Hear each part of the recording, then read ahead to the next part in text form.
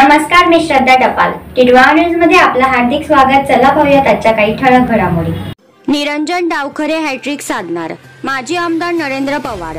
कल्याणातील विविध शाळांना डावखरे यांनी दिली भेट.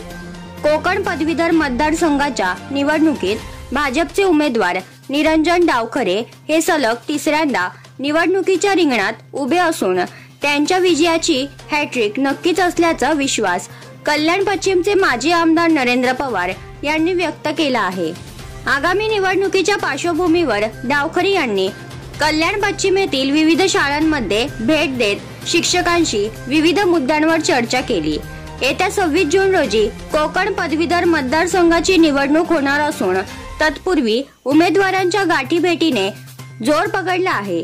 त्याचाच एक भाग म्हणून निरंजन डावखरे यांनी आपल्या प्रचारानिमित्त कल्याणातील वाणी विद्यालय, गुरुनानक विद्यालय, नूतन विद्यालय, ओक हायस्कूल, आशीर्वाद स्कूल अँड कॉलेजमध्येही भेट दिली आणि तिथले शिक्षक वर्ग आणि मुख्याध्यापकांची भेट घेत त्यांच्याशी डावखरे यांनी चर्चा केली, ज्यामध्ये ग्रीन स्कूल, डिजिटल स्कूल संकल्पना, स्पर्धा परीक्षा, विद्यार्थ्यांसाठी अभ्यासिका आणि शिक्षकांच्या जुन्या पेन्शन योजनेसारख्या महत्त्वाच्या मुद्द्यांचा समावेश आहे. तर निरंजन डावखरे यांनी गेल्या दोन्ही टर्ममध्ये अतिशय चांगले काम केले आहे.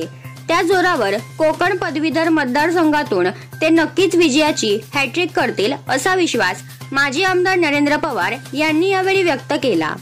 यावेळी कल्याण पश्चिमेचे माजी आमदार नरेंद्र पवार, भाजप शहराध्यक्ष वरुण पाटील, कल्याण जिल्हा सरचिटणीस प्रेमनाथ म्हात्रे, भाजप प्रदेश आघाडी सहसंयोजक विकास पाटील, माजी नगरसेवक अर्जुन भोईर, कल्याण पश्चिम विधानसभा संयोजक अर्जुन म्हात्रे, भाजपा कल्याण पूर्व शहराध्यक्ष संजय मोरे, प्रदेश कार्यकारिणी सदस्य NM भामरे, कल्याण नुमिली महानगर संयोजक सुभाष सरोदे, सचिव अनिरुद्ध चव्हाण, शिवछत्रपती शिक्षक संघटनेचे कोकण विभागाध्यक्ष Prashant Bhamre, Desle sir, Arjun Ugalmugale sir, Chandrakant Thakur, Bhaskar Narkhade sir, Balkrishna Jage sir, पत्रकार अरुण ठाणेकर, दीपक राजपूत, सुधाकर ठोके, प्रमोद चौधरी, गोकुळ गवळे, बाळकृष्ण जगे, सचिन निकम, अनिल ठाणकर, तेजनारायण सिंग, वीरेंद्र तिवारी, नितीन मुंडे मान्यवर उपस्थित होते.